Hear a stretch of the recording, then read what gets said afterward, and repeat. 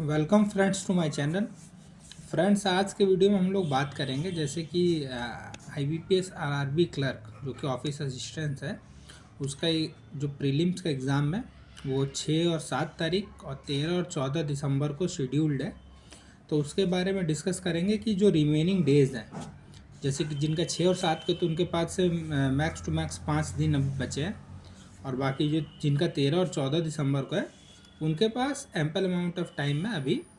तो इसको कैसे मतलब एग्ज़ाम को टैकल करना है, और जिनका अभी है एग्ज़ाम उनको कौन सी अप्रोच अपनी रखनी है एग्ज़ाम को लेके, और जिनके पास 12 से 13 दिन है उनको कैसे आगे अपनी अप्रोच रखनी है कि प्रीलिम्स को अच्छे से अच्छे दे सकें तरीके से, और जितना भी सबसे बन सके, जैसे कि 80 मार्क्स का होता है तो ट्राई करें कि 70 प्लस 75 प्लस अटैम्प्ट्स हो विथ एक्यूरेसी के साथ।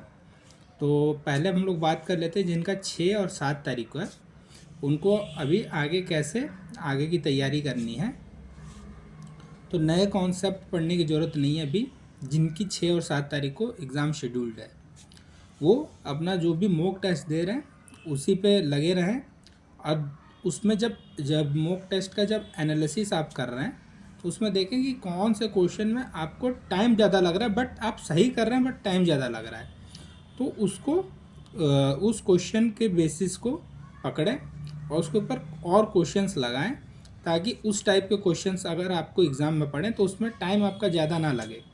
क्योंकि ऑफिस असिस्टेंट या फिर IBPS RRB क्लर्क प्रीलिम्स का एग्ज़ाम केवल स्पीड बेस पे होता है, कॉन्सेप्चुअल में PO में आते हैं, बट ऑफिस असिस्टेंट्स के एग्ज़ाम में आपके स्पीड को देखा जाता है। और ऊपर से सेक्शनल भी है, 25 मिनट और 20 मिनट। रीजनिंग को 25 मिनट दिया गया और मैथ्स को 20 मिनट। तो उसके ऊपर आपको ज़्यादा ध्यान देना है कि आप टाइम को कैसे बचा सकें। तो इसके ऊपर आपको ध्यान रखना है कि आपको मॉक टेस्ट तो देना ही देना है, उसमें देखना है कि कौन से क्वेश्चंस पे आपका टाइम ज़्यादा लग रहा है, उस टाइप के क्वेश्चंस को आप प्रैक्टिस करें कि वो जो जितना टाइम आपका लगा उस पर कम टाइम लगे।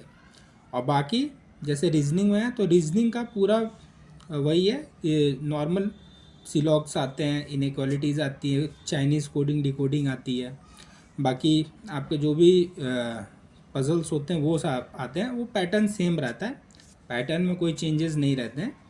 और बाकी आपके जो रीजनिंग मैथ्स होते हैं, मैथ्स में स्पीड मैथ्स का पोर्शन ज़्यादा रहता है, जैसे सिंप्लीफिकेशन हो गया, फिर आपका जो भी है ये क्वाड्रेटिक इक्वेशंस आ जाती हैं, फिर उसके बाद से फिर आपकी DI रहती है।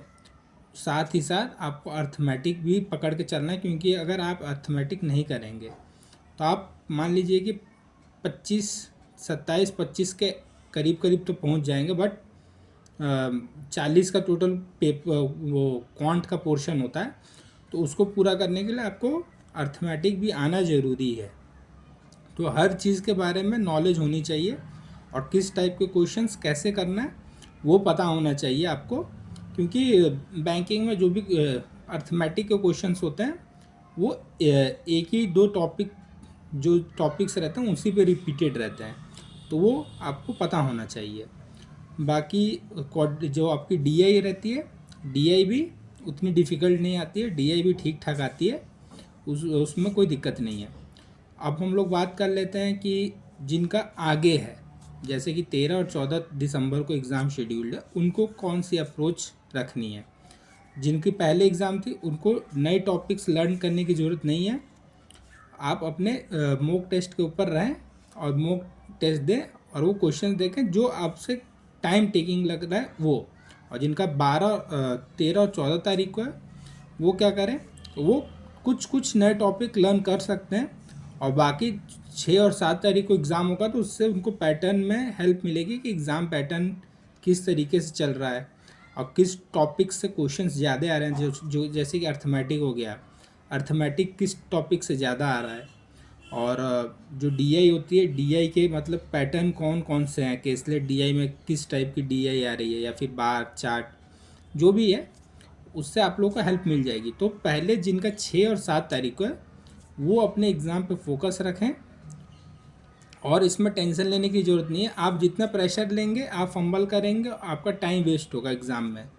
प्रीलिम्स एग्ज़ाम में यही होता है कि आप अगर एक क्वेश्चन में फंसे रह जाते हैं तो आपका बाकी का टाइम ख़त्म हो जाता है। इसलिए अगर आपको एक क्वेश्चन नहीं आ रहा है और आप मतलब ऐसा होता है कि स्टूडेंट ईगो में आ जाता है कि ये क्वेश्चन तो मैंने पढ़ा था या फिर मैंने किया था अपने मॉक में, बट अभी क्यों नहीं बन रहा है, तो उसी में लगा रहता है स्टूडेंट, तो उनका टाइम वेस्ट होता रहता है क्योंकि टाइम कंस्ट्रेन हमारा रहता है एग्ज़ाम में।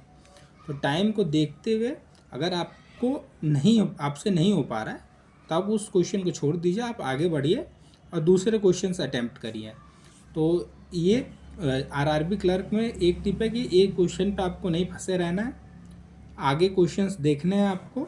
जब वो भी आगे जब हो जा रहा है अटैम्प्ट, फिर पीछे आइए, फिर देखिए कि वहाँ पे हम लोग क्यों फंस रहे थे और हम लोग मतलब कि कौन से मतलब मेथड से या फिर कौन से अप्रोच से उस क्वेश्चन को कर सकते हैं। बट पहले बाकी क्वेश्चंस हैं उसको अटैम्प्ट करना है आपको, फिर पीछे आना है। और बाकी तो और कुछ नहीं है इसमें, बाकी सब खेल होता है, स्पीड का ही खेल होता है। और मैक्सिमम बच्चे कर ही जाते हैं, 70+ तो आ ही जाते हैं नंबर इसमें भी। और कुछ नहीं है। बाकी मेंस का हम लोग प्रीलिम्स एग्ज़ाम के बाद से डिस्कस करेंगे कि मेंस को कैसे टैकल करना है और कैसे कैसे कहाँ से हमको करंट अफेयर्स पढ़ने हैं, बैंकिंग अवेयरनेस पढ़नी है, कंप्यूटर अवेयरनेस के बारे में पढ़ना है और कौन कौन सा टॉपिक्स देखना है, ये सब हम लोग आगे की वीडियो में डिस्कस कर लेंगे। और एग्ज़ाम एनालिसिस हो जाएगा तो उसको भी देख के हम लोग एग्ज़ाम एनालिसिस के बारे में भी अगले वीडियोज़ में जब एग्ज़ाम होगा उसके बाद से डिस्कस करेंगे। तो बाकी के लिए आप लोग अच्छे से तैयारी करें दोस्तों। Thank you friends.